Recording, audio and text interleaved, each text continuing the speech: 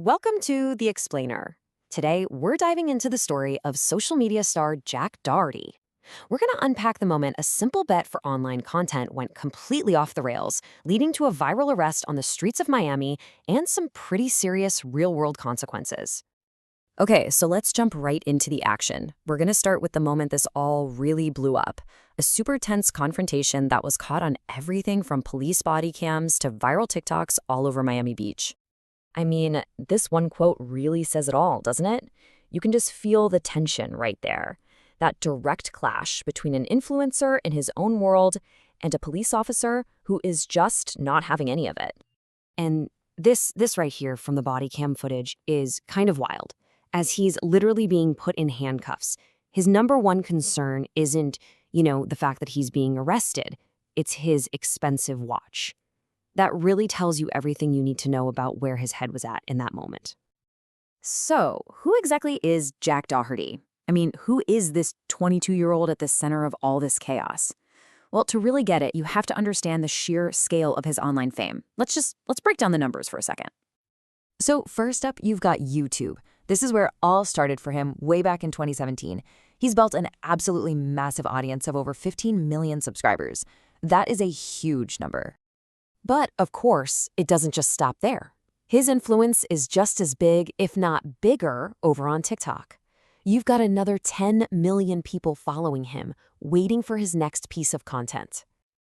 And, when you add in his other platforms like Instagram, you're looking at a total audience that is literally bigger than the population of a lot of countries.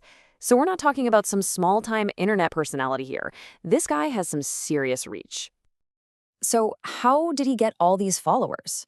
Well, his whole brand, his entire online identity, is built around one thing: chaos. We're talking about disruptive, sometimes really controversial public stunts and pranks that are designed from the ground up to go viral. Okay, so now let's look at how this online persona, this brand of chaos, slammed right into reality and led to a full-blown confrontation with police on the streets of Miami. The timeline here really lays it all out. It's the early morning hours, right? He's been live streaming from a yacht party, and then at 3:12 a.m., he decides to step out into the middle of traffic to film something. Unsurprisingly, that's when the police had to get involved. And here it is. This is the key detail that explains everything. When the police tell him to get out of the street, what's his response? Allegedly, it was, "Once I'm done with this bet." I mean, his friends were even telling him to stop, but for him, the bet for his online audience was more important than anything else. So, what started out as just a charge for, getting in the way, well, it turned into something way, way more serious pretty quickly. Let's look at the actual legal fallout from this whole thing. Right. So once Doherty was actually in custody, the police did a search, and that's when they found some stuff that took this from a simple misdemeanor to a whole other level of trouble. And the arrest report is super specific here. Police documented finding half an amphetamine pill and 3 cannabis cigarettes. This discovery is what totally changed the game and added serious drug charges to the mix. So when the dust settled, the official list of charges he was booked on was pretty serious: possession of a controlled substance, possession of marijuana, and, of course, resisting an officer without violence. And the price tag for that night? His bond was set at $3,500.